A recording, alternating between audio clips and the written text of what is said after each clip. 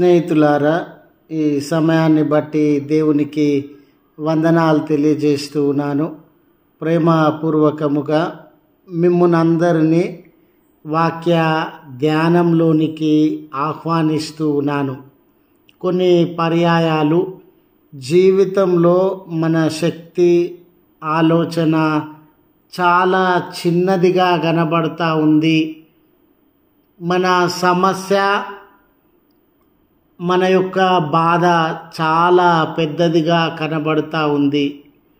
అటువంటి సందర్భంలో దేవుడు సమస్యల యందు, బలహీనతల యందు మనల్ని ఏ రీతిగా నడిపిస్తాడు అనే ఆధ్యాత్మిక సత్యాన్ని మీతో పంచుకోవడానికి ఇష్టపడుతూ ఉన్నాను. గనుక పూర్తిగా ఈ వాక్యాన్ని మీరు ఆలకించాలని, విశ్వాసులందరూ ఆధ్యాత్మికంగా బలపడడానికి ఇతరులతో ఈ వీడియోను షేర్ చేసుకోవాలని, మీ ప్రార్థన అవసరతలను కామెంట్స్ రూపంలో తెలియజేస్తే ఖచ్చితంగా ప్రార్థిస్తాను అని, ఈ వీడియో మీ ఆధ్యాత్మిక జీవితాలకు ఉపయోగకరంగా ఉంది అని మీరు తలంచినట్లయితే ఈ ఛానల్ను సబ్స్క్రైబ్ చేసుకోవాలని ప్రభు పేరట మీ అందరికీ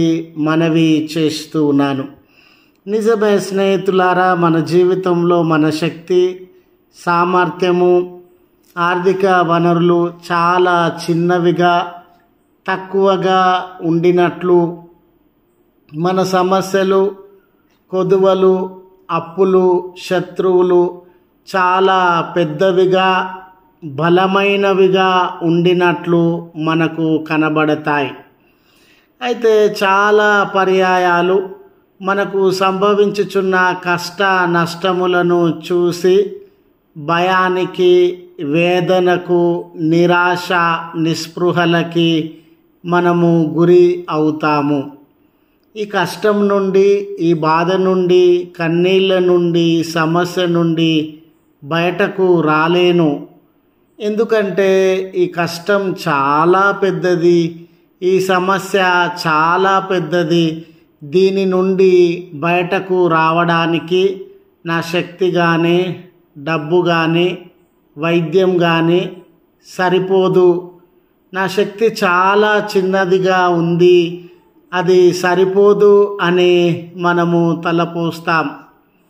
ఇశ్రాయేలీయుల యొక్క పరిస్థితిని ద్వితీయోపదేశకాండము 31వ అధ్యాయము 6వ వచనమును చదువుతూ ఉన్న సందర్భంలో, భయపడకుడి, వారిని చూచి దిగులు పడకుడి, నీతో కూడా వచ్చువాడు నీ దేవుడైన యెహోవాయే, ఆయన నిన్ను విడువడు, నిన్ను ఎడబాయడు అనే వాక్యము రాయబడి ఉంది. స్నేహితులారా, ఈ వాక్యము ఇశ్రాయేలు జనాంగమును గురించి వ్రాయబడినటువంటి సందర్భాన్ని మనము గమనిస్తాం. ఇశ్రాయేలీయులు 40 సంవత్సరాలు అరణ్య ప్రయాణము చేసి ఉన్నారు. ఈ ప్రయాణంలో అనేక కష్ట నష్టములను అనుభవించి, అనేక కొదువలను, కన్నీళ్లను చూసి జీవితంలో అలసి సొలసినటువంటి వారుగా, సొమ్మసిల్లినటువంటి వారుగా ఉండినారు. ఇప్పుడు వారు కానాను దేశంలోనికి ప్రవేశించడానికి సరిహద్దుకు దగ్గరగా ఉండినారు. అయితే అప్పటికే వారు యుద్ధము చేయవలసిన, ఎదురించాల్సిన కానానీయులు, అంటే వీరు ఏ దేశానికి, ఏ కానాను ప్రాంతానికి వెళ్తూ ఉన్నారో ఆ కానాను ప్రజలు చాలా బలమైనటువంటి వారని, కట్టుదిట్టమైనటువంటి భద్రత కలిగినటువంటి వారని, బలమైన సైన్యము, యుద్ధ నేర్పరితనము, బలమైన ఆయుధములు, దాటలేని కోటలు కలిగినటువంటి వారుగా ఉన్నారని, వీరు ముందుకు వెళ్ళి సైన్యాన్ని ఏ ప్రజలను ఎదిరించాలనో వారు మాకంటే బలమైనటువంటి వారిని ఎదిరించడానికి, ఆ దేశంలోనికి వెళ్ళడానికి, ఆ దేశాన్ని ఆక్రమించుకోవడానికి, వారితో యుద్ధం చేయడానికి,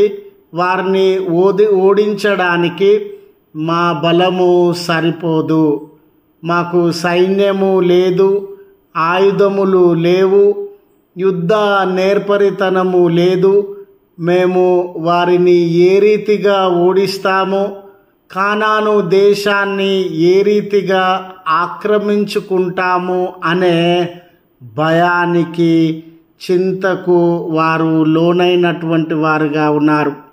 ఇక్కడ ఇశ్రాయేలు జనాంగము శరీర సంబంధమైన విషయాలకే, లోక సంబంధమైనటువంటి విషయాలకే, ఆయుధములకే విలువను ఇచ్చుచూ ఉన్నారు. కానీ జీవం కలిగినటువంటి దేవుడు, సృష్టికర్త అయినటువంటి దేవుడు, యుద్ధము చేయగలిగినటువంటి దేవుడు మాతో ఉన్నాడు అనే విషయాన్ని మరచిపోతూ ఉన్నారు. అందుకే కానాను దేశంలోనికి వెళ్ళడానికి వారికి ఇష్టము లేదు, ప్రవేశించడాన్ని వారు తిరస్కరించుచూ ఉన్నారు. అప్పుడు మోషే ఈ మాటను పలుకుతూ ఉన్నాడు. ఎందుకు భయపడుతూ ఉన్నారు? ఎందుకు ఒంటరిగా ఉన్నామని, బలహీనులముగా ఉన్నామని, యుద్ధము తెలియనటువంటి వారముగా ఉన్నామని, ఆయుధములు లేనటువంటి వారముగా ఉన్నామని ఎందుకు భయపడుతూ ఉన్నారు? మీ దేవుడైన యెహోవా మీతో కూడా ఆయన వచ్చేటటువంటి వాడు. శత్రువుల మధ్య, యుద్ధముల మధ్య, కొరతల మధ్య ఆయన మిమ్మల్ని విడిచిపెట్టేటటువంటి దేవుడు కాదు. ఆయన మీ సమస్యల పైన, శత్రువుల పైన మీకు విజయాన్ని అందజేసేటటువంటి దేవుడు. సమస్య ఉందని వెనక్కి మరలుతూ ఉన్నారా? కొదువ ఉందని వెనకకు మరలుతూ ఉన్నారా? శక్తి లేదని వెనకకు మరలుతూ ఉన్నారా? మీరు గమనించండి, మీకు ముందుగా నడిచేటటువంటి వాడు మీ దేవుడైన యెహోవా. కనుక యెహోవాయే ముందు నడిచి సర్వ జనాంగము పైన మీకు విజయాన్ని అందిస్తాడు. ఆయన మిమ్మల్ని విడువడు, ఎడబాయడు, మీరు భయపడకండి అని ఇశ్రాయేలు జనాంగానికి ధైర్యాన్ని బోధిస్తూ ఉన్నాడు. స్నేహితులారా, నీ జీవితంలో కూడా అయ్యో నా శక్తి చాలా చిన్నదిగా ఉన్నది, నా సమస్య చాలా పెద్దదిగా ఉన్నది, నేను గెలవలేను, ఈ సమస్యలో నుండి బయటకు రాలేను అనే కన్నీళ్లతో ఉన్నావా? స్నేహితుడా, నీ దేవుడు నీకంటే ముందుగా వెళ్ళి నీ సమస్యను దూరపరిచేవాడు, నీ బంధకముల నుండి విడుదలను అనుగ్రహించేటటువంటి వాడు. కనుక భయపడక, చింతించక, భారమును నీ దేవుని మీద వెయ్యాలని మనవి చేస్తూ ఈ మాటలను ముగిస్తూ ఉన్నాను. ప్రార్థించుదము. కృపగల తండ్రి, ప్రేమగల మా రక్షక, మీకు కృతజ్ఞతలు చెల్లిస్తూ ఉన్నాం. నిజమే, జీవితంలో కొన్ని పర్యాయాలు మా శక్తి, అనుభవము, డబ్బు, ఆలోచన ఇవన్నీ చాలా చిన్నవిగా కనబడుతూ ఉన్నవి. మా సమస్యలు, బాధలు, కొరతలు చాలా పెద్దవిగా కనబడుతూ ఉన్నవి. ఈ చిన్న శక్తితో, డబ్బుతో ఈ సమస్య నుండి బయటకు రాలేమని కృంగిపోయేటటువంటి వారంగా, దుఃఖించేటటువంటి వారంగా, భయమునకు, ఆందోళనకు గురయ్యేటటువంటి వారంగా ఉన్నాం. ఈ క్షణము మాతో మాట్లాడి నీవు మాతో ఉన్న దేవుడవని, బలపరుస్తారని, విడిపిస్తారని, మమ్మల్ని విడువనటువంటి దేవుడవని, ఎడబాయనటువంటి దేవుడవని తెలుసుకున్న విధానమును బట్టి మీకు వందనాలు చెల్లిస్తూ ఉన్నాం. ఈ ప్రార్థనలో ఏకీభవించుచున్న బిడ్డలు అయ్యా కొదువలో ఉన్నారేమో, సమస్యలో ఉన్నారేమో, అనారోగ్యంలో ఉన్నారేమో, చాలనటువంటి జీవితములను అనుభవిస్తూ ఉన్నారేమో. నీవు బలమైనటువంటి దేవుడవు కదా, వారిని విడువనటువంటి ఎడబాయనటువంటి దేవుడవు కదా. వారి సమస్యలు ఎంత పెద్దవైనా, వారి కన్నీళ్లతో కూడినటువంటి జీవితము ఎంత భారమైనదైనా వారిని విడుదల అనుగ్రహించేటటువంటి దేవుడవు కదా.